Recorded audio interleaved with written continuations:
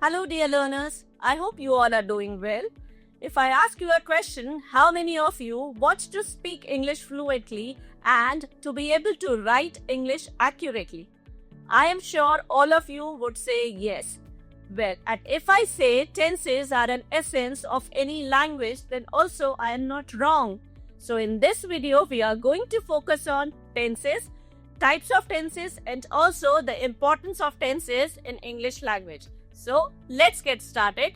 Let's try to understand first what do we mean by tenses. Tenses are a journey through time. They tell us about the time an action or event took place. Now let's talk about the types of tenses. There are three types of tenses: past tense, present tense, and future tense. Now we'll try to understand these three tenses in detail. Past tense describe actions that happened before. Present tense describe actions that are happening now, like I am teaching about tenses now. And future tense describe actions that will happen in coming future. So now we know there are three types of tenses.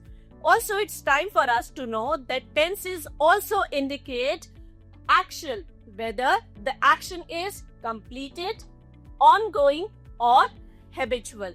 Like if you have completed some task, if you are pursuing some task, or if it is a habit or universal fact. This we come to know with tenses. It's time for us now to understand tenses with an example.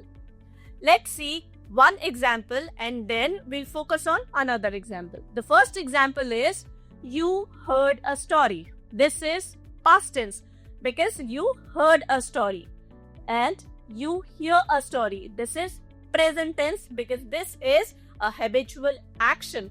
Also, if I say you will hear a story, that is in the coming future you will hear a story. So this is an example of future tense. Now let's try to understand tenses with another example. The another example is I walked to school. This is past tense. I walk to school. This is a habitual action. This is present tense. I will walk to school in the future. So this is future tense. Now we know there are three types of tenses. It's time for us to know further categorization of these three tenses in details. Let's have a look at them. There are three types of tenses: present tense, past tense, and future tense. Further, they are classified into four types. Like if we talk about present tense, it is further categorized into simple, continuous, perfect, and perfect continuous. If we talk about past tense, it is again categorized into four types: simple past, continuous past, perfect past, and perfect continuous past. Future tense is again categorized into four types: simple future, future continuous, perfect future, and perfect continuous future.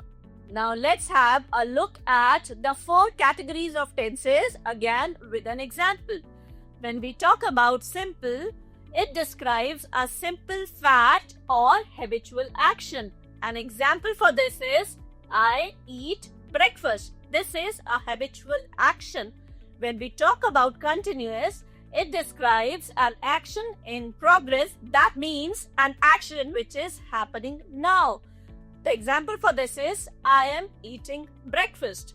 When we talk about perfect, it describes a completed action, often with relevance to the present. The example for this is I have eaten breakfast.